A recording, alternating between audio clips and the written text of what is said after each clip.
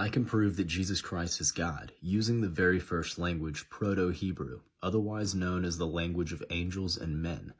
I did this already in a previous video with the word for God in Proto-Hebrew, that is Yod-He-Vav-He, the symbols that you see right here on this card.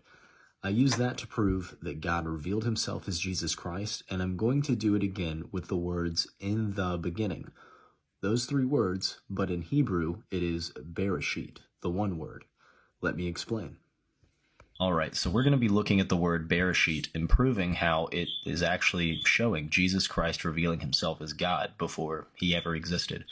So the first letter in Bereshit is actually right here. It is called the Bet.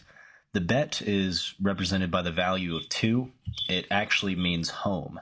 Pictographically, imagine someone walking into the little tent here. It also means tent symbolically. And this portion of the entrance would be where the man sleeps.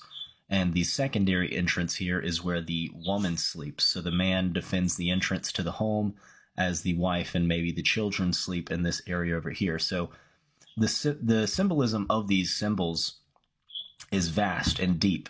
For example, it can also represent double witness or division.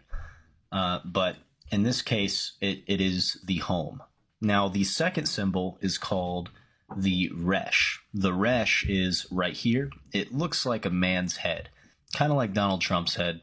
The Resh has a value of 200, and it basically means head man, God man, or mind. And over here we have the Aleph. The Aleph looks like a bull's head. It has a value of 1. The reason it has horns is because the very first meaning for horns in symbolism is actually authority. That's why you usually see Satan in popular culture brandishing horns on his head. In reality, the horns are almost like a crown. It's a position of authority. It says, look at me, I have the horns, hear what I have to say. It also means 1 in 3 parts, authority, God, beginning, unity. These are the meanings of the Aleph. Interestingly enough, the Aleph and the Bet, you can put that together, alphabet, you seeing the historical meaning there. Now, anyways, after Aleph, we have the Shin. It is a 3-pointed crown. Its value is 300. Symbolically, this is obviously symbolic of a king's crown, the Trinity, kind of like Shem, the son of Noah. There are 3 sons of Noah, and Shem received the highest blessing or the highest crown. You can also think of Gideon's 300 when thinking of the value of the Shin, when God placed his protection over the 300, not to be confused with the 300 Spartans. The 300 of Gideon are where the real story is. They didn't lose a single man, and they defeated vast, vast armies, much larger than them. Also, you can think of Nimrod's 300, who actually left Nimrod and joined Abram before he was known as Abraham. Now, after the Shin, we have the Yod. The Yod is, and again, this language is read from right to left, not left to right. The Yod is right here, has a value of 10, okay?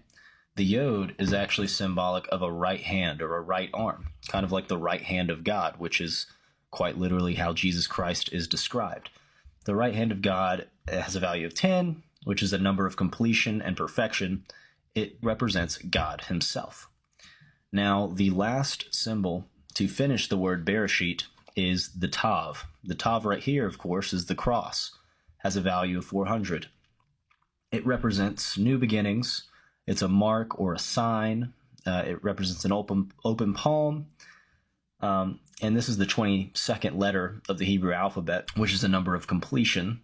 And obviously today, this is known as the symbol for Christians. The symbol of the cross is Christ.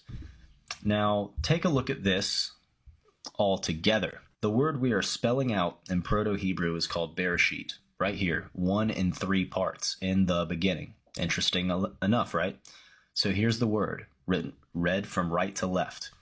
This is the home of the head man. Head man, God man, right? Because this is God, that is head man. Jesus Christ is both God and man.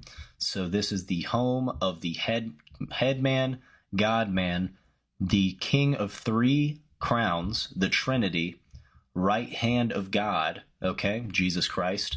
He will go to the cross. So Home of the headman, God-man, crown of 3 parts, right hand of God will go to the cross, which is also the last letter of the Hebrew alphabet, representing completion. He literally went to the cross and completed his journey and his mission. That is all. That timeline, this is literally a timeline, which represents the entire word Bereshit. Guys, that is just crazy awesome how God has revealed himself in so many of these words from our ancient past using the ancient language, the language of angels and men.